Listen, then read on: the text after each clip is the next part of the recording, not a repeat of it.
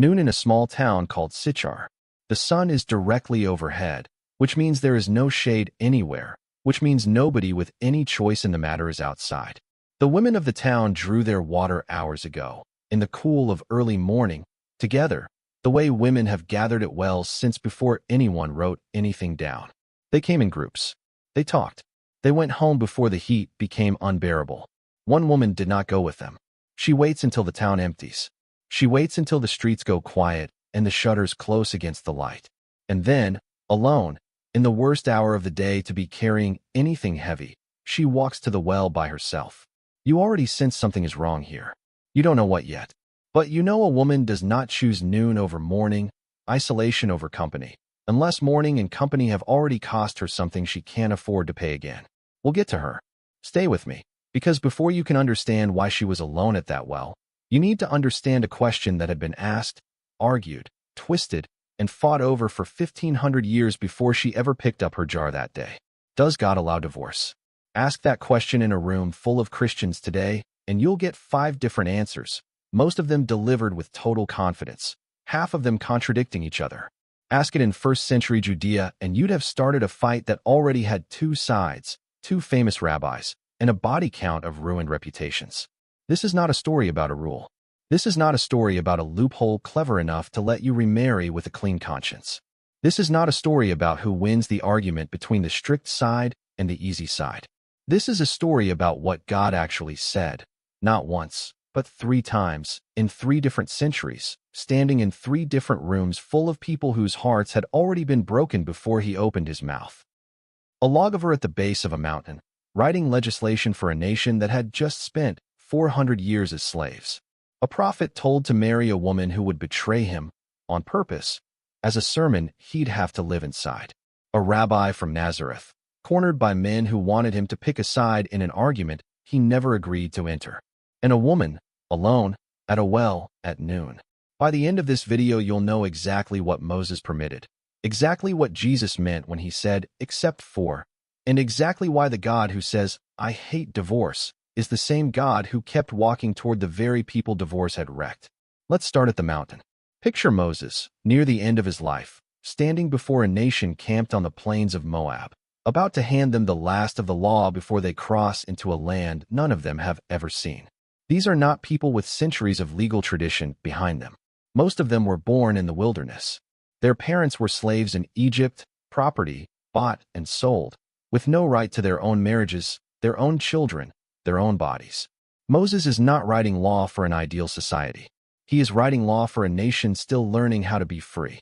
And into that law, in the 24th chapter of Deuteronomy, comes this: if a man finds some indecency in his wife, he may write her a certificate and send her away.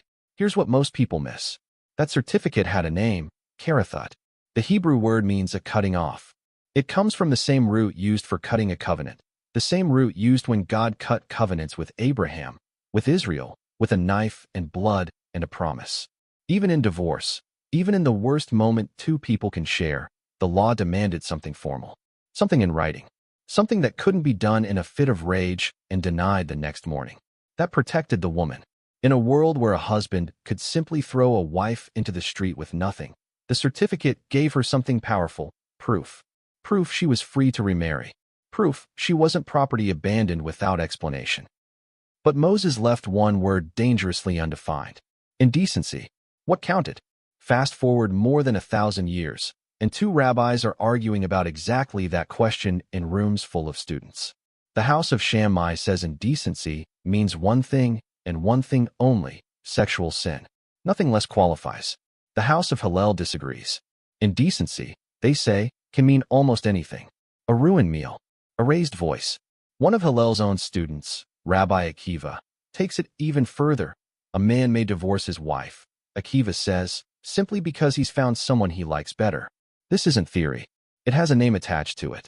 The Jewish historian Josephus, a man who lived through this exact period, who wrote the most detailed record we have of first-century Jewish life, divorced his own wife for nothing more than her behavior no longer pleasing him.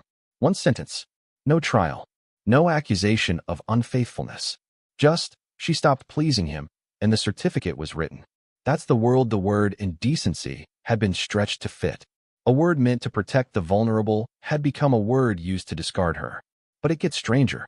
Because centuries before Josephus, before Hillel and Shammai ever argued, God had already used marriage itself to say something about what all of this cost him. He told a prophet named Hosea to marry a woman named Gomer. Not a woman who would turn out to be unfaithful as some tragic surprise. God tells him in advance, marry a promiscuous woman, he says, because the land itself is guilty of the same unfaithfulness, turning from me the way a wife turns from her husband. Hosea obeys, and Gomer does exactly what God said she would do. She leaves. She sells herself. At some point in the story, she ends up on an auction block, being sold like property, and God tells Hosea to do something almost nobody would do. Go get her back. Buy her. Love her again. Hosea walks into that marketplace and pays for his own wife 15 shekels of silver and some barley, the going rate for a slave, to bring home the woman who broke his heart in public, on purpose, as a living sermon he never asked to preach. You can imagine what that cost him. Not the silver, the silence afterward, walking her home through a town that had watched the whole thing happen. Here's the picture God was building, one heartbreak at a time, long before Jesus ever opened his mouth on the subject. Marriage was never just a legal contract to him. It was the closest human picture he had for covenant loyalty, which means divorce was never just a legal procedure either.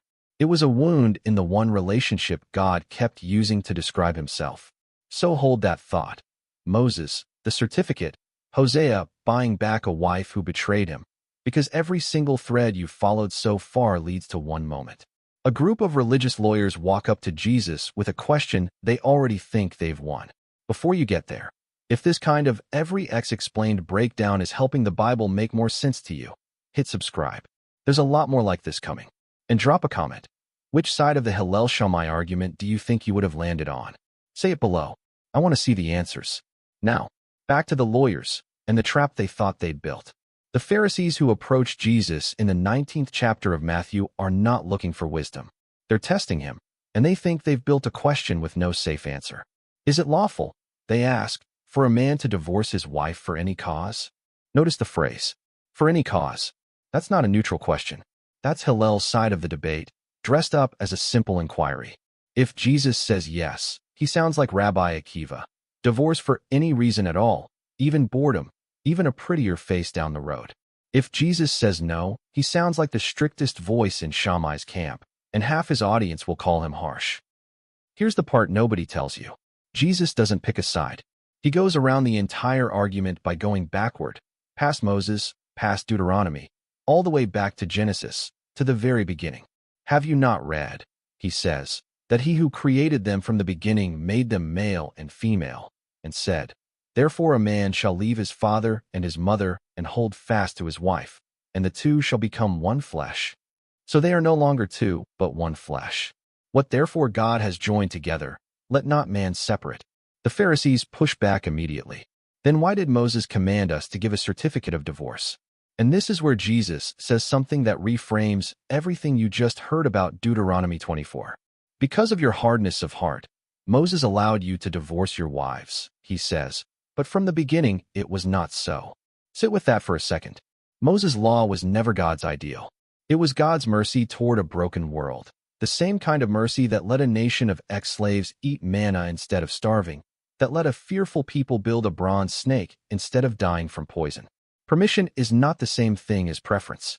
God permitted the certificate the way a parent permits a bandage on a wound that never should have happened in the first place. Then Jesus adds the line that has been argued over for 2,000 years. I say to you, whoever divorces his wife, except for sexual immorality, and marries another, commits adultery. Except for sexual immorality. In the Greek, the word is porneia, a wide word, covering sexual sin generally, not just one narrow act. Jesus is not throwing the door wide open the way Hillel did. He's not slamming it shut with no exception at all, the way the strictest reading of Shammai did. He's doing something neither side expected. He's protecting the covenant by naming the one thing that actually breaks it at its core, the union itself being violated from the inside. Mark's version of this same conversation happens later, in private, just Jesus and the disciples, and it's blunter. No debate audience to perform for. Whoever divorces his wife and marries another commits adultery against her, he says. And then, notice this detail, because it would have stunned every man listening. And if she divorces her husband and marries another, she commits adultery. In first-century Judea, women couldn't even initiate divorce in most cases. The law only spoke to what a husband could do to a wife. Jesus, without announcing it, without a single fanfare line, just spoke as if the woman's covenant mattered exactly as much as the man's. The disciples' response tells you how radical this landed. If that is the situation between a man and his wife, they say, stunned, it's better not to marry. Jesus had just raised the bar on faithfulness higher than any of them had ever heard it raised, and lowered the double standard between husband and wife all the way to the ground, in the same breath. This wasn't Jesus loosening God's stance on marriage. And it wasn't Jesus turning divorce into an unforgivable sin either. It was Jesus doing what he always did with